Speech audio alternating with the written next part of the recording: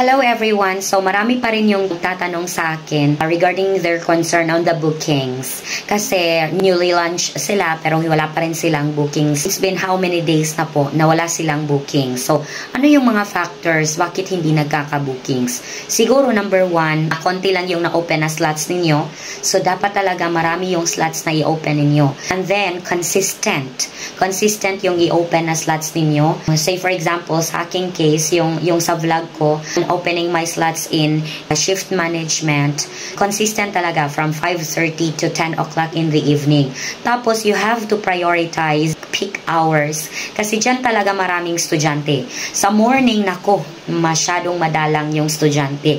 Ako, nung bakasyon, nag-open ako ng maraming slots in the morning and in the afternoon, pero hindi ako nagka-bookings. Meron, pero pa konti-konti lang. Isa, dalawa, tatlo, ganun lang konti. Tapos, marami siya during Saturday and Sunday. Especially kung nagustuhan na kayo ng estudyante. Okay, so for the newly launched teachers, I would advise, number one, mag-open kayo ng maraming slots, tapos consistent schedules, tapos, dapat palagi kayong advance mag-open ng slots. Okay, so just like me, July 1 to 15, mayroon na rin akong open slots for July 16 to 31. Tapos, at the end of mga July 27, dapat mayroon na akong open slots for August 1 to 15. So, dapat advance ka talaga. And then, you open slots sa shift management at saka sa auto-open schedules. Kasi, mas visible ka sa dalawang klase ng estudyante. Sa shift management, regular students yung makakakita sa inyo.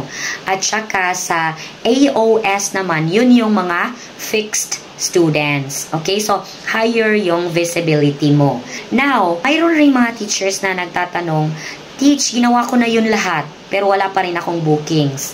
I actually asked one of the screeners, at ang sabi niya is, isang factor talaga ng low bookings is yung audio recording. Yes, so dapat na ganda yung pagkaka-record ng inyong boses kasi the parent will check on your profile. Pakikinggan kasi nila yung boses ninyo at saka yung pronunciation ninyo. Yes. And then another is your picture.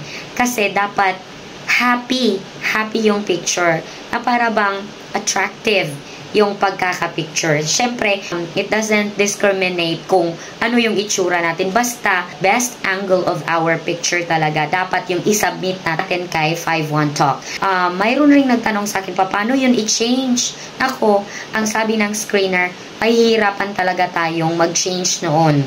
Even in my previous account, hindi ko yun nagawa. So, dapat talaga, before we submit our profile photo and also audio recordings, maganda talaga yung picture at pagkaka-record ng ating audio recordings, even to our video recording.